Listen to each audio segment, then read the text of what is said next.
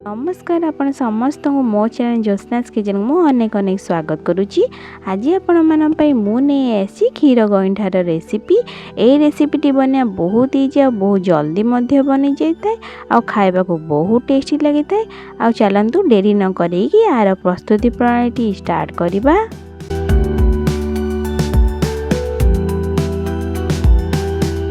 मुझे नहीं जाइए गोटे गिना अरुआ चाउल को 2 घंटा आगु भेदे धोईकी नहीं जाइए।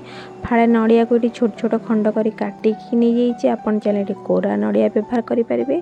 गोटे ग्लास ये क्षीर नहीं जाइए। गोटे छोट गिना चीनी नहीं जाइए। 2टी तेजपत्र स्वाद अनुसार लुण आउ 4टी गुजराती नहीं जाइए। बर्तमान गोटे ग्राइंडर जार से अरुआ चाउल जो भेदे रखी देदेबा देकी आपको भल भाग चिकण करके बाटी नवा। देखिपारे मुझे चिकन कर बाटी नहीं जाइए। आधर किसी आण गोटे टाटिया काढ़ी नवा। बर्तमान गैस रे कढ़ई बसई गोटे गिना पानी देदेबा आ गोटे छोट ग्लास ये मु क्षीर देदेवी आ किसी लुण देदेवी। गोटे चामच चीनी देदेवी। चीनी लुण देवा फल पिठा खाइला बेले फिका फिका लगे ना। बर्तमान आधे से आण गुड़ा देकी भल भाग आपको गोलेबा आ गैस रो फ्लेम टी लो रखिबा। आको कांस्टेंटली गोलेबा नहले तले आड़ू पिठो लगी जाई पारे। आको आस्ते आस्ते गोलेबा द्वारा आस्ते आस्ते जंतुणीटी गोटे डो फॉर्म को पड़े आसब। देखिपारे मोर जंतुणी आस्ते आस्ते गोटे डो फॉर्म को आसलानी। आ 5-10 मिनट आको भल भाव चलेबा।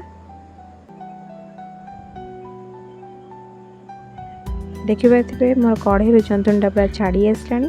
बर्तमान मु गोटे थाली रे आपको काढ़ी नेबी। आपको काढ़ी की बर्तमान ठंडा होगापाई छाड़ीदेवा। बर्तमान पिठो पूरा पूरी ठंडा ही आसलानी। बर्तमान मो हाथ रे गोटे चामच घी नहीं कि जंतुणी भल भाग चकटी नेबी।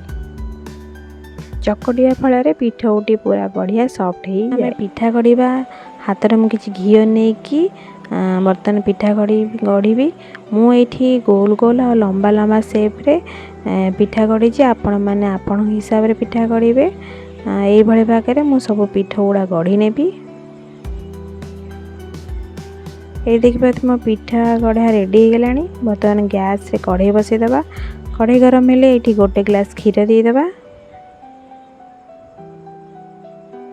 आ गोटे ग्लास पानी देदेबा। 2टी तेजपत्र देदेबा आ 4टी गुजराती छेचिकी ताकू देदेबा। स्वाद अनुसार लुण देदेबा। एठी गोटे छोट गिना चीनी देदेबा। आपण मीठा कम बेसी करि परिबे।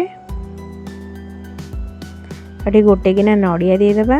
देकी को भल भाव चलैदेबा। आ मु जो गिना रे पिठो काढ़ी रखले ताकू बर्तमान क्षीरी रे देदेबा। आको दबा बेले क्षीरी बढ़िया भाव गाढ़ा ही आसता है। देखिए मोर क्षीरी फुटवा रेडी है। बर्तमान आधे मुझे देदेवी जो पिठा गढ़ी रखी देदेबा। पिठा देकी ताको भल भाव फुटिया छाड़देबा। देखिए मो क्षीरी पूरा गाढ़ा ही आसलानी।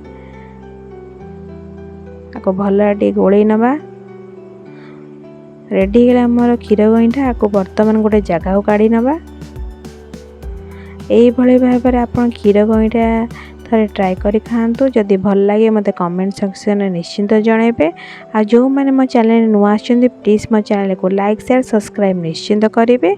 देखा नेक्स्ट वीडियो रे। रहुची।